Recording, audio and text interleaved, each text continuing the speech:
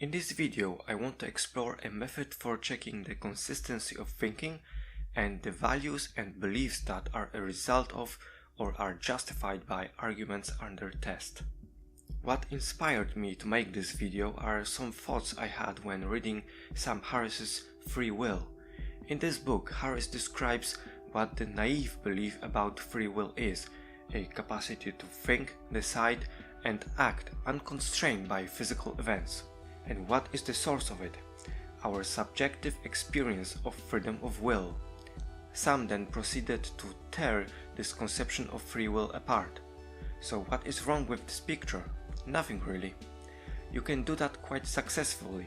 You can make compelling arguments against such notion of free will. So where is the source of the inspiration?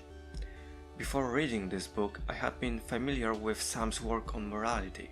In his book, The Moral Landscape, he presents a case that morality should be thought of as a landscape. Higher grounds with hills represent possible states with more well-being, and lower grounds with pits represent states that are much worse, where there is more suffering than in other places. Moral acts, Harris argues, are such that lead humanity toward hills or peaks where people can flourish, can express their humanity in positive ways. What is wrong with this picture? This redefinition of morality is quite alright on its own. What is weird though is that Sam was perfectly fine to completely redefine morality so that it can work in a more humanistic and scientific context, but he did nothing of the sort with free will. His method or rule of rethinking an important concept in philosophy, morality, to ground it in rationality could, in principle, be applied to free will. But Sam Harris didn't do it. Why?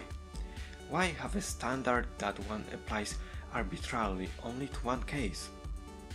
I want to make a dedicated video about Harris's book Free Will. Right now I will focus on this general idea of consistency in applying one's own standards, rules or methods. The consistency in thinking is a primary rule. Had we used completely different rules and standards to each argued position, then we couldn't really check or verify them. There would be no point in arguing to find what is the truth.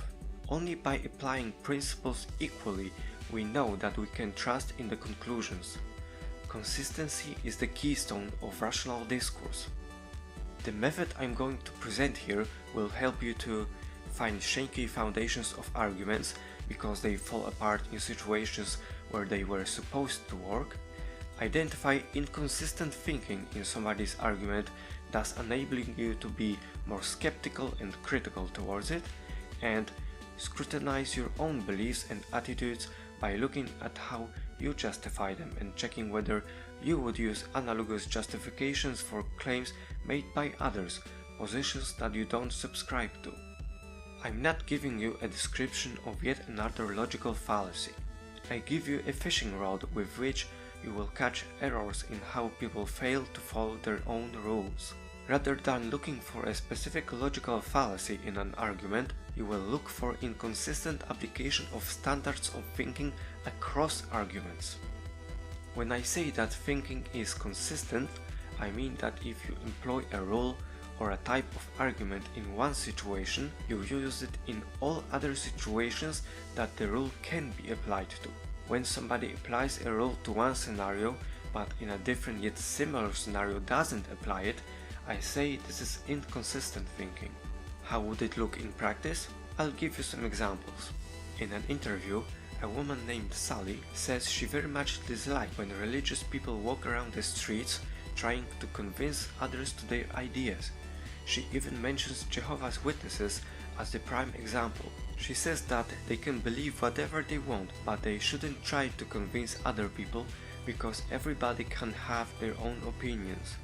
When their interviewer asks what she thinks of the women emancipation movements that were prominent from 1960s to 1980s, Sally responds that it was a great thing.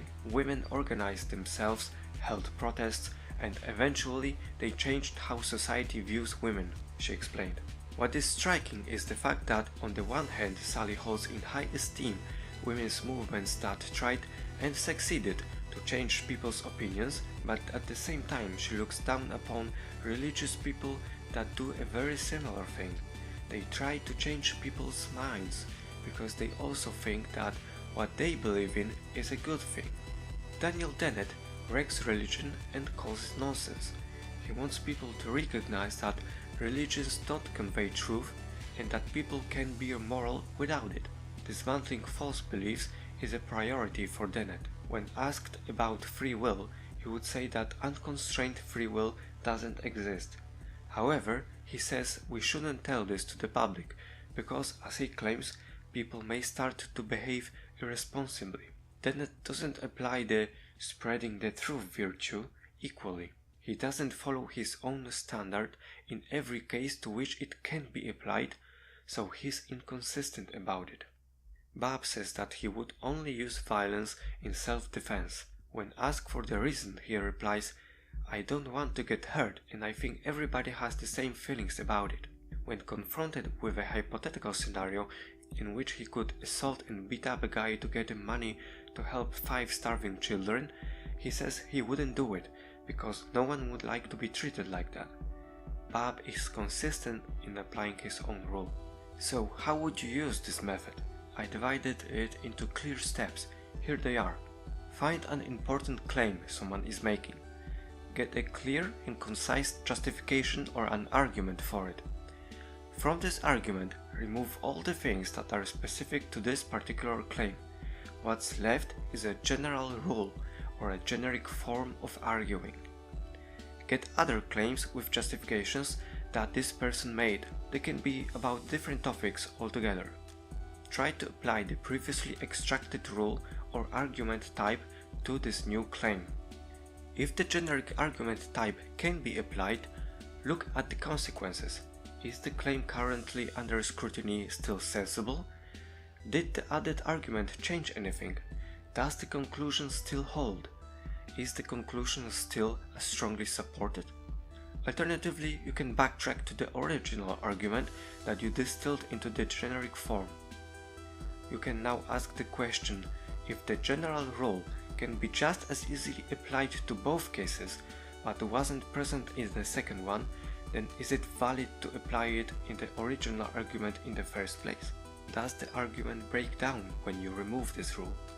To get a better understanding of this method, listen to the conversation between Joe and Mary. How much control should corporations have over the services they provide? Private property is the cornerstone of our country. If you own a business, you dictate the rules. Ultimately, it is you who says how to run your business. If you do something that your clients don't like, you may lose your business. It is the market that self-regulates the system, leaving only the businesses that bring value to their customers. But what about situations where a corporation engages in some controversial practices?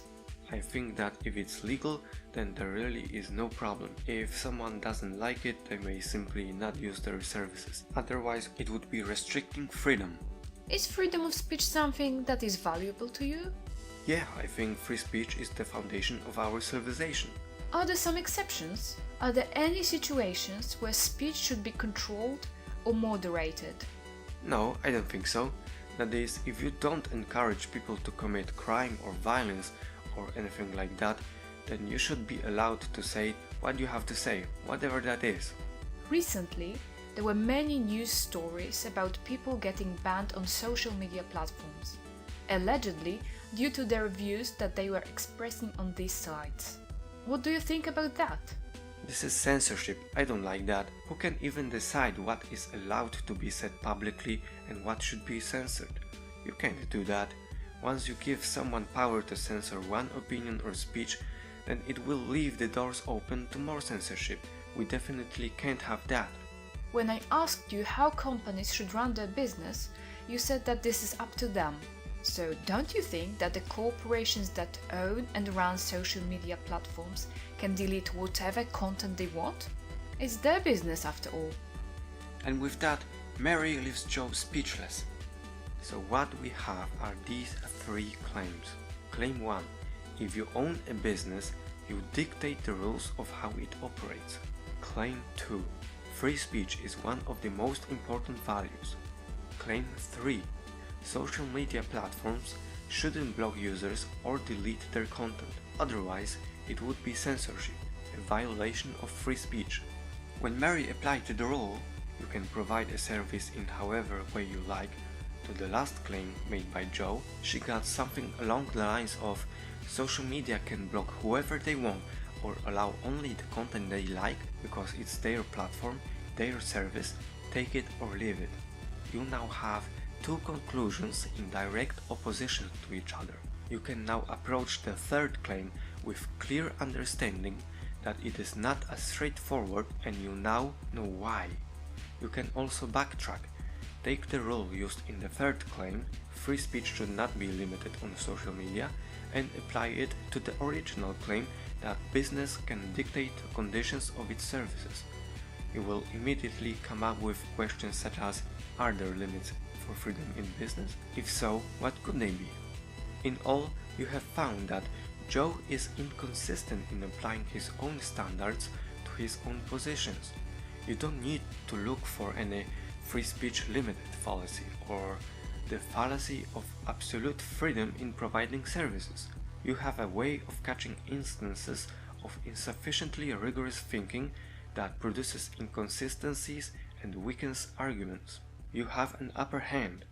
You also see how the arguments themselves fail. You may argue for or against these positions in a better manner. You may use the technique on yourself. List the positions you hold, preferably on a variety of topics, extract the principles and generic arguments, cross-check among themselves. You may find a few beliefs that seem to stick out. You may want to find better ways of justifying them. Or better yet, avoid the confirmation bias by searching for more weak points in the arguments in favor of the belief in question. You may learn something new about yourself or about the world at large. Happy hunting!